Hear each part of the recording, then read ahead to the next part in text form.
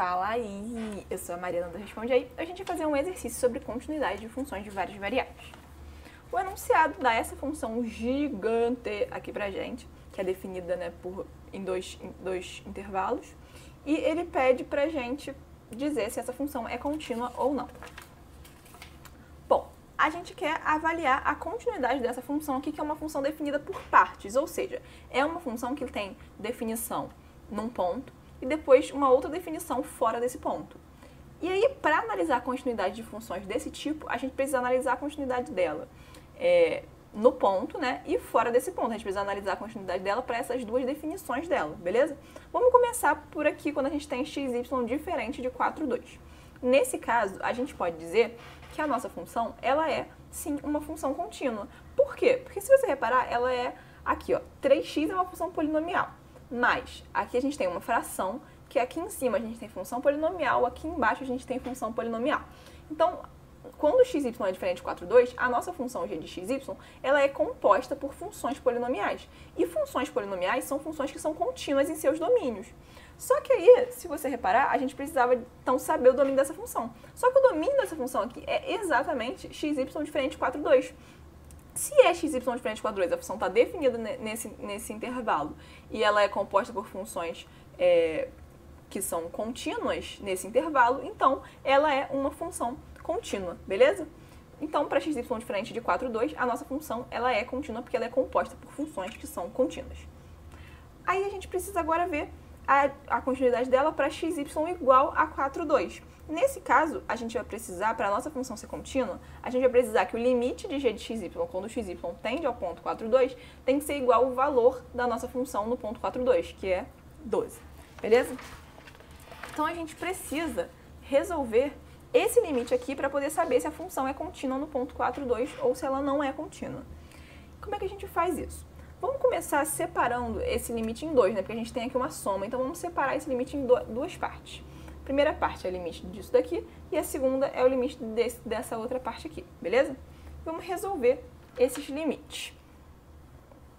Esse primeiro limite aqui é simples, né? Não tem determinação nenhuma, é só a gente substituir o 4, 2 aqui. No caso só tem x, então só substituir o x igual a 4. Então a gente vai ficar com 3 vezes 4, que vai ser 12. Então esse primeiro limite a gente já sabe que é 12. Agora a gente precisa resolver esse segundo limite aqui.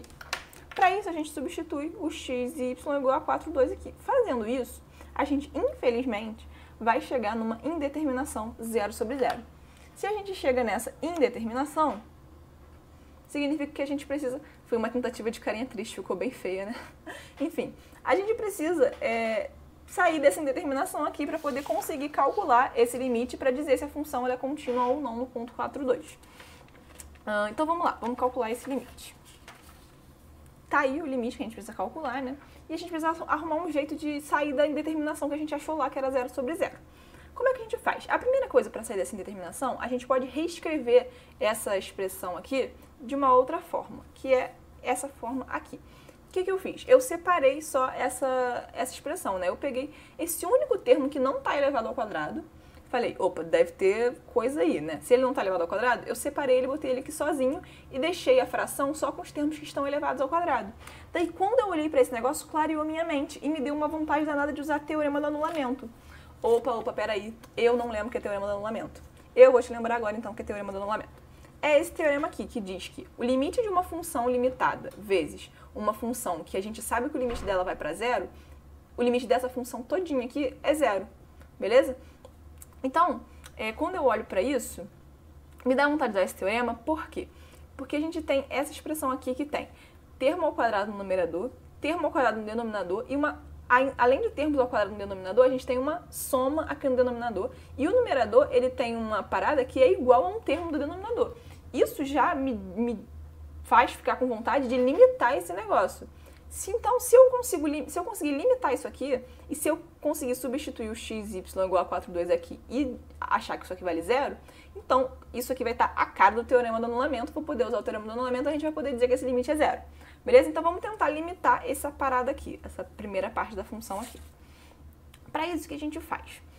A gente pode dizer que esse y menos 2 ao quadrado, ele é sempre maior ou igual a 0, né? Porque Então, é uma coisa elevada ao quadrado, se está elevado a um expoente par é sempre maior ou igual a zero.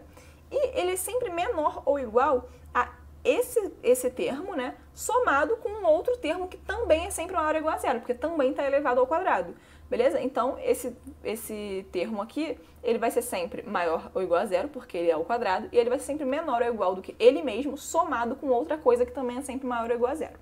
Show? Tá, então estamos começando a limitar esse negócio aqui. Agora a gente precisa sair disso e chegar nisso daqui, nessa expressão. Se repara, a única coisa que difere isso disso é que aqui a gente não tem nada dividindo, e aqui a gente está dividindo por isso daqui. Então vamos pegar isso aqui tudo, né, todos esses termos da equação, e vamos dividir por x menos 4 ao quadrado mais y menos 2 ao quadrado. Fazendo isso, a gente vai ficar com 0 divididos por isso vai dar 0 mesmo, beleza? Isso é menor ou igual a. Aí vamos ter y menos 2 ao quadrado divididos por x menos 4 ao quadrado mais y menos 2 ao quadrado. Menor ou igual a, se eu divido isso por ele mesmo, vai dar 1. Opa! Isso daqui é a expressão da nossa função aqui. Então, a gente conseguiu limitar essa função. Uhul! Então, já estamos aí no caminho para usar o teorema do anulamento. Vamos lá, então. O que a gente tem?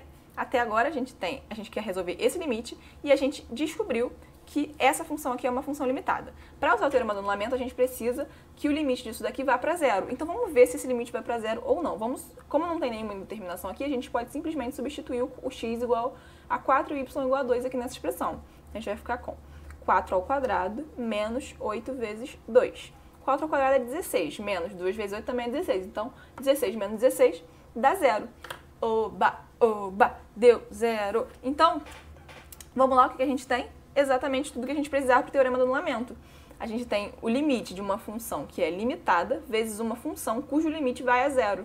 Então, a gente pode dizer que o limite dessa função todinha aqui é zero, beleza? Show de bola! Achamos esse limite que a gente precisava encontrar. Voltando lá ao limite inicial que a gente queria achar, para ver se nossa função era contínua no ponto 4, 2 ou não, era esse limite aqui. Aí a gente calculou esse primeiro limite aqui e viu que ele valia 12. Agora a gente acabou de calcular esse limite aqui, pelo teorema do anulamento, e viu que valia 0.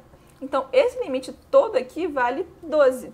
Só que 12 é exatamente o valor da nossa função no ponto 4, 2. Se ele é exatamente o valor da função no ponto 4, 2, significa que a nossa função ela é contínua no ponto 4, 2.